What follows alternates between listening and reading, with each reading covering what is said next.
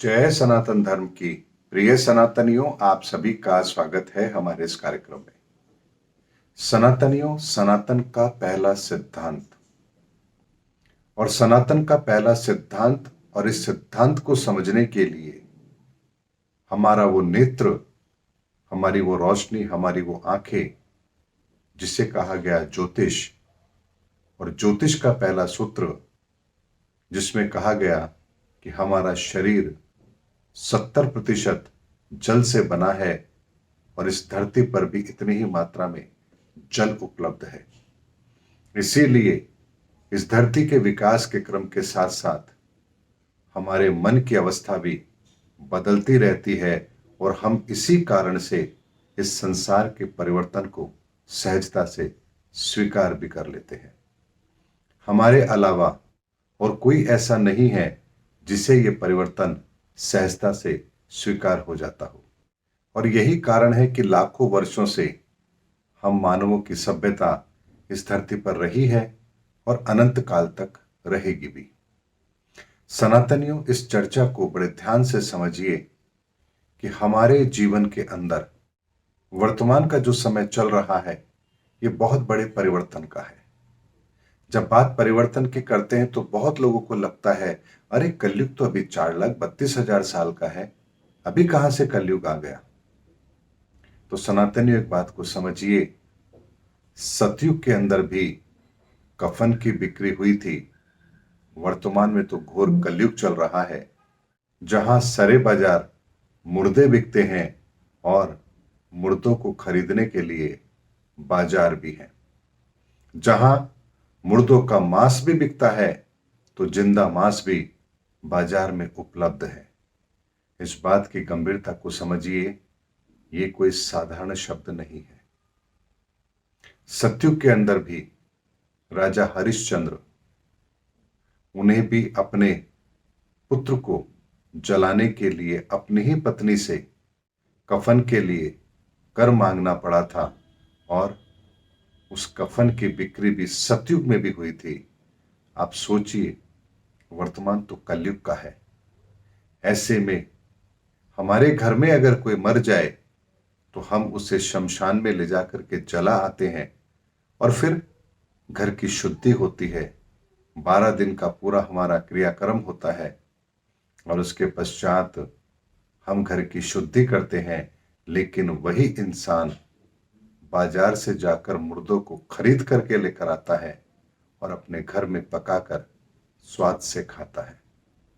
और यही मुर्दे बाजार में बिकने के लिए उपलब्ध हैं। बाजार सजे हैं, मुर्दे बिक रहे हैं, मुर्दे खरीदे जा रहे हैं। मुर्दों का मांस तो बिकता ही है, लेकिन जिंदा मांस भी इस बाजार में बिकने के लिए उपलब्ध है। ह्यूमन ट्रैफिकिंग यानी कि मानव तस्करी। इसी संसार के अंदर, इसी समय के अंदर न जाने कितने लोग हैं जिन्हें जिंदा इंसानों को भी खरीदा जाता है और बेचा जाता है। क्या इससे बड़ा और कोई प्रमाण घोर कलयुग का होगा? हो ही नहीं सकता। यकीन मानिए सनातनियों, भगवान राम के समय पर भी, राम के साथ में भी मंथरा जैसे लोग थे, तो रावण के साथ भी मंदोदरी और विभीषण जैसे लोग थे, यानी राम को मानने वाले लोग थे। लेकिन एक वास्तविकता है जिसे आपको समझना है, और वास्तविकता यह है कि आपको धोखा हमेशा राम के नाम पर ही मिलेगा, सच के नाम पर मिलेगा। झूठ तो धोखा देता ही नहीं है। कोई आपको ठगेगा तो राम के नाम पर ठगेगा, रावण के नाम पर कोई आपको नहीं ठगेगा। क्योंकि झूठ जैसा है वैसा ही रहता है, लेकिन किसी को ठगने के लिए इंसान राम के नाम का ही सहारा लेता है, सत्य का ही सहारा लेता है, बनावटी बातों का सहारा लेता है। और इस बात की गंभीरता को समझिए, यही कारण है कि हमारे आसपास इतना बड़ा परिवर्तन होने जा रहा है, लेकिन हमें दिखाई ही नहीं दे रहा है। क्यों नहीं दिखाई दे रहा? क्योंकि हमारे आसपास जितना भी असत्य है उसको सत्य के साथ छुपा दिया गया है, यानी सत्य की आड़ में छुपा दिया गया है। असत्य को सत्य बनाकर हमारे सामने परोस दिया गया है, लेकिन इतना मानिए, असत्य असत्य रहता है और सत्य सत्य रहता है। इसीलिए अपने आसपास के माहौल से उस सत्य को पहचानने की कोशिश कीजिए। अपने दृष्टिकोण को बेहतर बनाइए। आपको आपके आसपास का हो रहा परिवर्तन स्पष्ट दिखाई देगा। क्योंकि सनातनियों, आज का वीडियो बनाने का मेरा मकसद ही यही है कि बहुत लोग कहते हैं कि हम सनातन के रास्ते पर चलना चाहते हैं, हम क्या करें। तो सनातनियों, एक बात को समझिए, सनातन कोई पूजा पद्धति नहीं है जो मैं आपको ये बता दूं कि कल से ये करना शुरू कर दीजिए। सनातन आपके जीवन में पहले भी था, आज भी है और आगे भी रहेगा।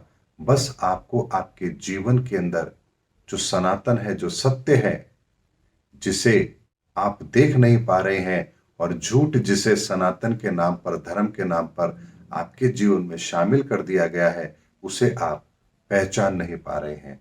तो बस केवल और केवल आपको एक ही काम करना है, अपने भीतर के उस सनातन को पहचानना है। आपको खुद को अपने विचारों के अंदर सनातन की वो खुशबू, सनातन का वो प्रकाश स्वतः ही नजर आने लगेगा। इसीलिए सबसे पहले अपने विचारों के अंदर से नकारात्मक विचारों को हटा दीजिए और ईश्वर से शुद्ध हृदय से प्रार्थना कीजिए, हे ईश्वर, मैं सनातन के मार्ग पर चलना चाहता हूं, मेरा मार्गदर्शन करिए। यकीन मानिए, आपका जो मार्गदर्शन ईश्वर करेंगे वो कोई और कर ही नहीं पाएगा। लेकिन जब ईश्वर आपका मार्गदर्शन करे तो वहां फिर संदेह नहीं होना चाहिए और आलस नहीं होना चाहिए। यानी फिर जो ईश्वर संकेत देता है, हमें उस पर दृढ़ता से फिर चलना भी चाहिए। ये बात सनातनियों मैंने आपके सामने इसलिए रखी है क्योंकि यदि मैं आपसे कहूं कि सनातन के लिए आप किसी पूजा पद्धति को अपनाइए या इस क्रिया को करिए या उस क्रिया को करिए, तो यकीन मानिए, हमारी तो क्रियाएं भी इतनी दूषित हो चुकी हैं कि उसमें भी सनातन कहीं विलुप्त हो गया है।